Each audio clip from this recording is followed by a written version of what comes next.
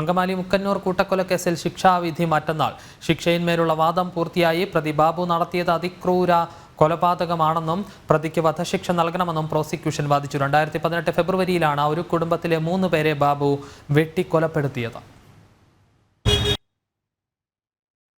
അങ്കമാലി മൂക്കന്നൂർ സ്വദേശിയായ ശിവൻ, ഭാര്യ വത്സല, മകൾ സ്മിത എന്നിവരെ കൊലപ്പെടുത്തിയ കേസിലാണ് ശിക്ഷയിന്മേലുള്ള വാദം പൂർത്തിയായത്. അതിക്രൂരമായ കൊലപാതകമാണ് നടന്നതെന്ന് പ്രോസിക്യൂഷൻ കോടതിയിൽ വാദിച്ചു.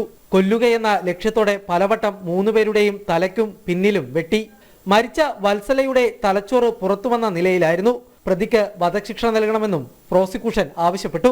പ്രതി ബാബു മറ്റു കേസുകളിൽ ഉൾപ്പെട്ടിട്ടില്ലെന്നായിരുന്നു പ്രതിഭാഗത്തിന്റെ വാദം. ജയിലിലെ നല്ല നടപ്പ് പരിഗണിച്ച് ശിക്ഷയിൽ ഇളവ് നൽകണമെന്നും പ്രതിഭാഗം വാദമുന്നയിച്ചു. എറണാകുളം അഡീഷണൽ സെഷൻസ് കോടതി കേസിൽ മറ്റന്നാൾ വിധി പറയും. 2018 ഫെബ്രുവരി 11-നാണ് കേസിനാസ്പദമായ സംഭവം നടന്നത്. പ്രതി ബാബു സഹോദരനായ ശിവനെയും കുടുംബത്തെയും ആക്രമിച്ച് കൊലപ്പെടുത്തുകയായിരുന്നു. അക്രമം തടയാൻ ശ്രമിച്ച സ്മിതയുടെ ഇരട്ടക്കുട്ടികളെയും പ്രതി വെട്ടിപ്പരിക്കേൽപ്പിച്ചു. കൃത്യത്തിന് ശേഷം കൊരട്ടിയിലെ ക്ഷേത്രക്കുളത്തിൽ സ്കൂട്ടറുമായി ചാടി ആത്മഹത്യക്ക് ശ്രമിച്ച പ്രതിയെ നാട്ടുകാരും പോലീസും ചേർന്നാണ് പിടികൂടിയത്.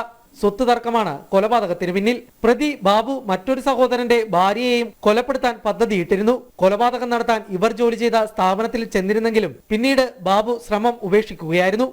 ജനം, കൊച്ചി.